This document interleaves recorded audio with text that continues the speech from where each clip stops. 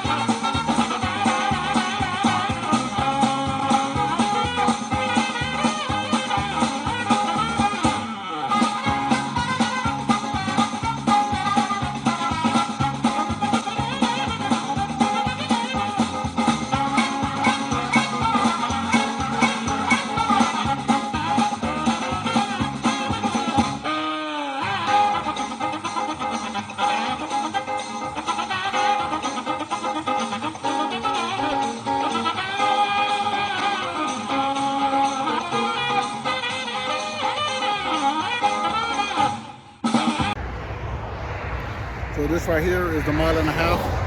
We keep on going, it'll be 2 miles. And then when we walk back, all together it'll be 4 miles. But we do this 1.5 miles. We turn around here, go back, and I put inside another 1.5 miles, which is 3 miles. So we're progressing as we work on it. Hopefully we get to 4 miles, or 4 miles a day. But right now, we're starting off small, so 3 miles.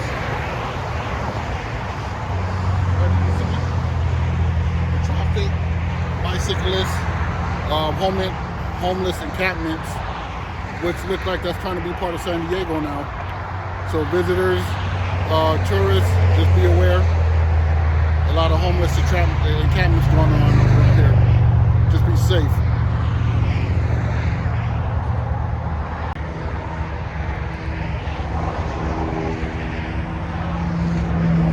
Proceed. There's the ghetto bird. He's up there. Let's see if I can get him. Where you at? Where you at? Where you at? Where you at? Anyway, like Damien said, we're on our way back now. We're walking this walk. It's 1.5 one way and 1.5 the other way. And it's warm. It's a warm day. It's a nice path to walk because it's straight, it's maintained. Like he said, the only thing is that we have a lot of bicyclists that some of them want to ride 2 abreast and they think they own this place, and so we kind of move a little bit over, or we don't. But we've had some guys that have made gestures to us. Like one dude had his hand like this. Oh yeah. Like, oh, I'm gonna get you. I'm like, him and his buddies own the whole I got this little thing right here. Nah. That's not a threat. It's not a promise either. So, but it's a nice little walk all the way down there to back to where we got the car parked at.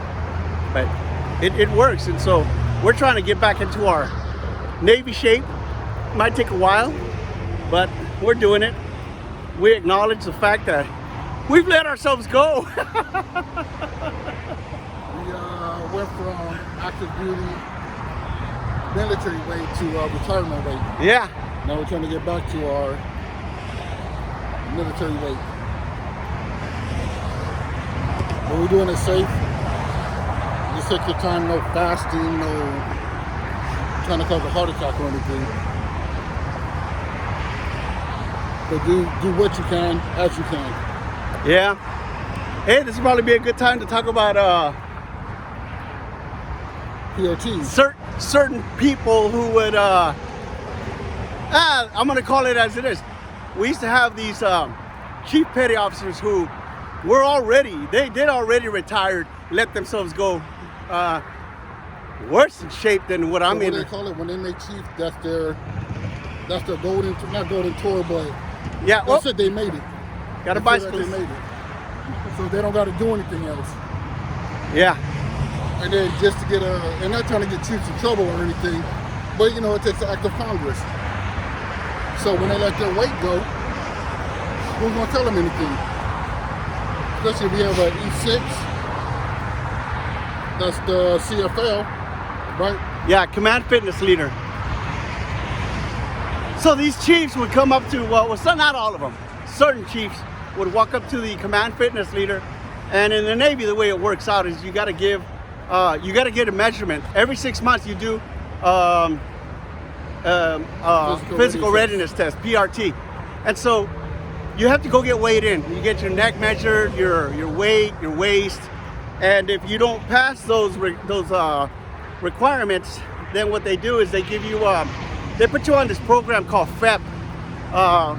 What was it called? I can't remember. I can't remember, but it was they used to call it the Fat Boy program. And what it is, that's besides you doing your command fitness PT, this FEP will either be at 6 in the morning or after working hours. So you almost do PT twice a week or twice a day. Yeah. Like the FEP will be before work or after work. And that's even if you had command fitness, regular PT in between, you still got to go to FEP. But back then, it used to be you could fail the height and weight or something like that, but still take the PRT. But as time went on, remember people worry about the health and all that. So now if you fail the height and weight, you fail the overall PRT. So before they used to let you still take the push-ups, sit-ups, and all that and the run. Right. Even if you failed the weigh-ins. But then they would try to average it out or something like that. Yeah, so what I was saying earlier, there were some people who would take advantage of their rank or their pay grade, you know, and what they would do is they would hand a piece of paper over to the command fitness leader and tell them, hey, here's my numbers, make it happen, which is bullshit because you got all these other people who are having to get weighed in, and if they don't make it, the weigh-in, then they get reprimanded, and they get put on this program, that FEP program. And they got to go to it, whereas you got a chief petty officer that's got a fucking 50-inch waist, but his neck size is like, I don't know, You know we got a standard. 60, way out of standards. But And you never see him at the command PT, and you never see him at the command PRT. Never.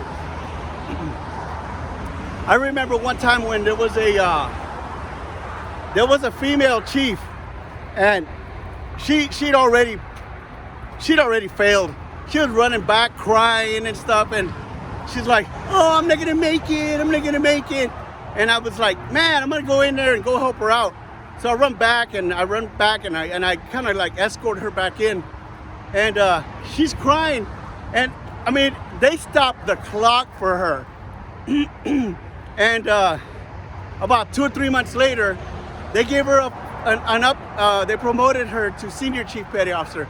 And I'm like, what? She failed at PRT. I mean, everybody saw it, but that's the politics in the Navy sometimes when you've got somebody who you favor, and it just works out like that, which is... And he's saying that happened with the chief. I seen this first class, shit hot first class, knew her job inside and out, so she got capped at first, even though she had the waivers. They used to give you waivers. Now see for them, they promoted the chief to senior chief, even though they stopped the clock and everything. This first class had the waivers, but she knew her job inside and out, maintaining her weight. But I guess because she had the waivers, she got capped at first. The command senior enlisted advisor was trying to pull the first class back, try to pull her pro back. This is after she got capped.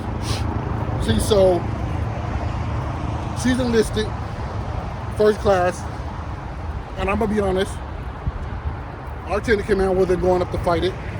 They were just, oh, let's just see what happens. But yet, here's this chief. She got promoted. They stopped the cart. But if you questioned it, it's you, especially you being the E6, you get reprimanded. Yeah. Oh, yeah. Yeah. A buddy of mine, his name is Ernesto Romero. He told me that I could use his name. He was the CFL, and he had the same thing happen to him. Where there's it was a division officer, big old dude. I mean, pushing 300, still in the Navy. Looked like crap in his uniform, but he gave him a paper with his numbers on it, saying, "Hey, make it happen." He didn't want to make it happen. My buddy was saying like, "No, I'm sorry, but that's not the way I do business."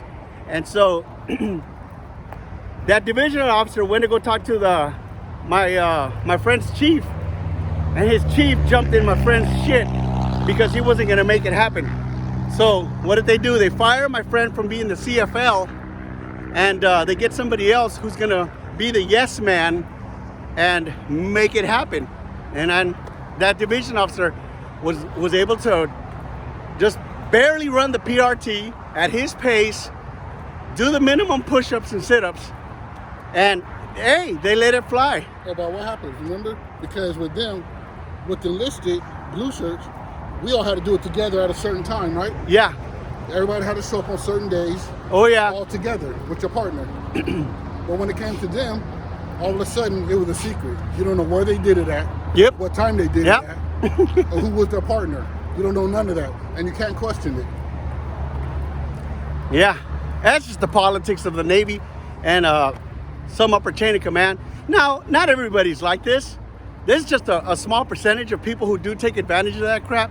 But when it happens and it's unfair and it's supposed to be uniform throughout the Navy, that sucks. It sucks for people who are out there, you know, minding what they're eating, minding their exercise routine. But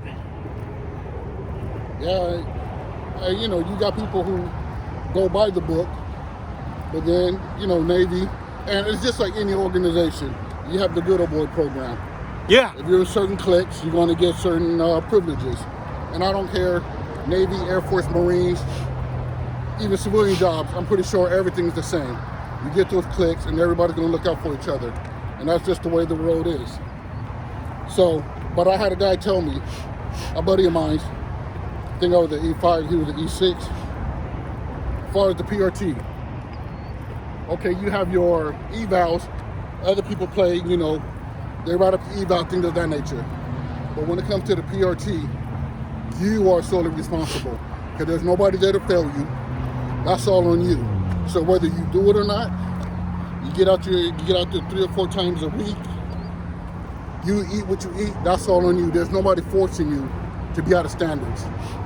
And that stuck with me. So when I became an instructor, especially I try to help a lot of students coming through, because they would have to take the PRT with the command, the schoolhouse. There's nobody stopping you. You have all the time in the world, especially being at the schoolhouse.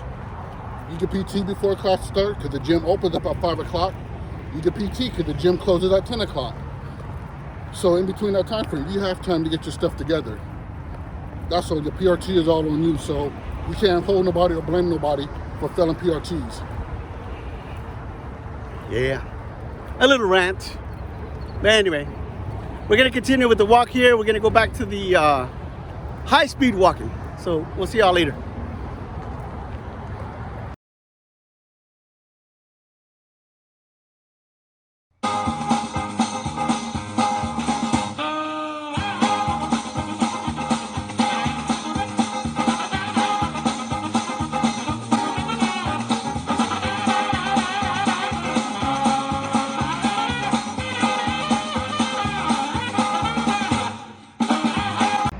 Big window too. Did you get that other one? Which one? Where everybody lives at, that big one? Oh, no. We'll get it in a little bit. They have the doorman sometimes. The doorman, yeah.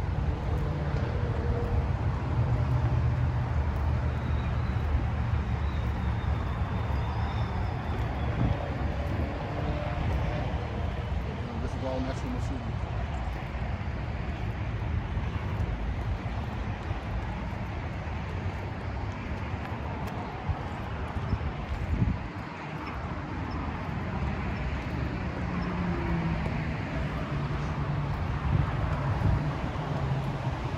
So that's the RV park across the way, the KOI camping park.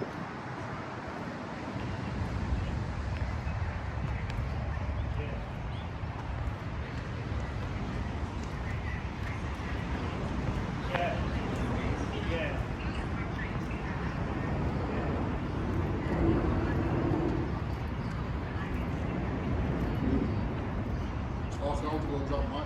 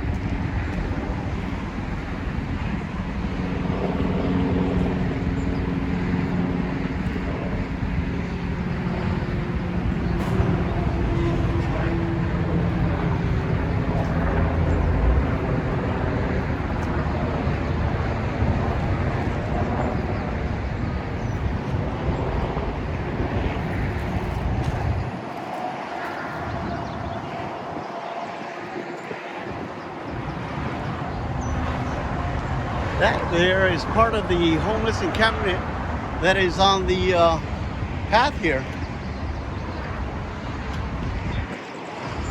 It's on the border of Chula Vista and National City, right underneath the freeway here. Whoops.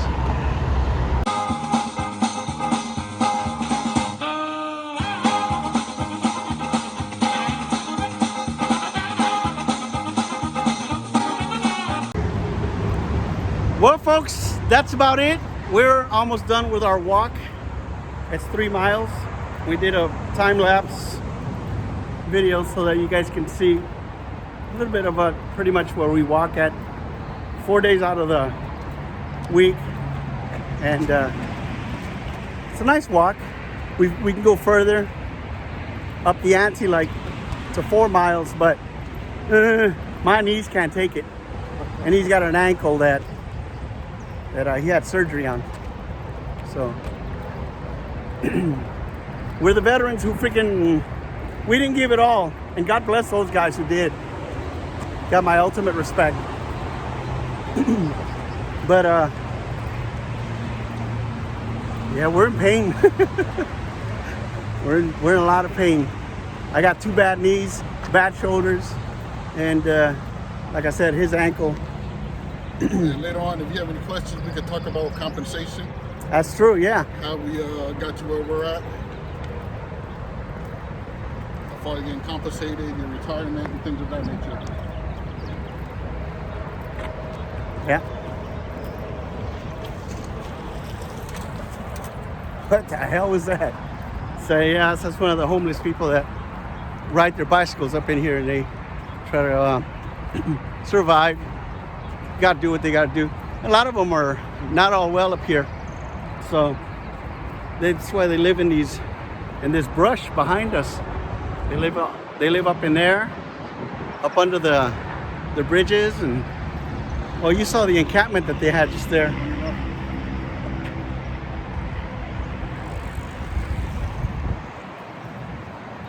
And bicyclists. Another one. Whoa. That was in tandem. Go down towards the other end, towards with the Chula Vista, with the boat thing. It's more of a scenic route. Oh yeah, we should go film there. Anyway, we are done, so we're gonna sign out here. Anything else you want to say? Stay safe out there. Post. See y'all later.